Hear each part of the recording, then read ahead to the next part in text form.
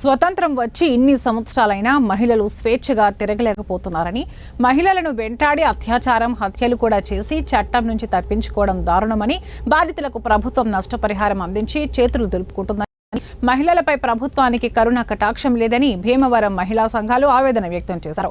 భీమవరం జిల్లా సంయుక్త మహిళా సంఘాలు ఆధ్వర్యంలో మావుళ్లమ్మ పూరి గుడి వద్ద నుండి కొవ్వొత్తుల ర్యాలీ, నిరసన ర్యాలీ నిర్వహించారు. ఈ ర్యాలీని ప్రకాశం చౌక్ మీదుగా పాలు కాఫీ సెంటర్ మావుళ్లమ్మ గుడి ఏరియాలో కొవ్వొత్తుల ర్యాలీని ప్రదర్శించారు. ఈ సందర్భంగా ఎక్కడ మహిళలు గౌరవింపబడతారో ఆ ప్రాంతం అభివృద్ధి పథంలో ఉంటుందని, అటువంటి పవిత్ర స్త్రీని అత్యాచారం, హత్య చేస్తూ సమాజాన్ని భయభ్రాంతులకు గురి చేస్తున్న దుండగులను, రాక్షసులను కఠినంగా శిక్షించాలని డిమాండ్ చేశారు.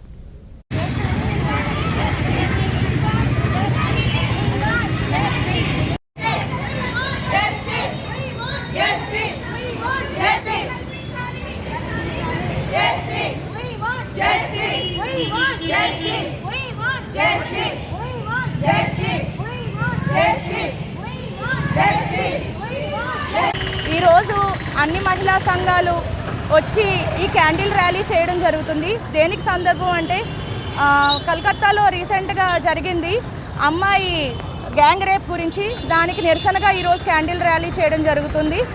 ఇలాగా ఈ 24 గంటల్లోనే చాలా జరుగుతున్నాయి. కానీ దీన్ని కోర్టు స్పందించి ఇలా చేసిన వాళ్ళకి ఉరిశిక్ష వేయాలన్నది మా విన్నపం. మహిళలకి రక్షణ లేదు, చిన్న లేదు, పెద్ద లేదు, ముసలి లేదు, ఏదీ లేకుండా అత్యాచారాలు చేస్తున్నారు.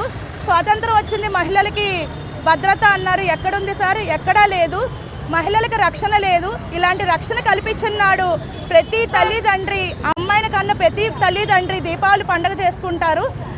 ఇలా అత్యాచారం చేసిన మృగాలపై వెంటనే చర్య తీసుకుని ఉరిశిక్ష వేయాలన్నదే మా మహిళల యొక్క విన్నపం.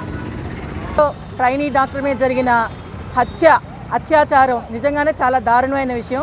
ఇది మహిళలందరికీ తల వంపు కింద లెక్క. ఇది అందరి తల్లిదండ్రులందరికీ కూడా కడుపు కోత కింద లెక్క.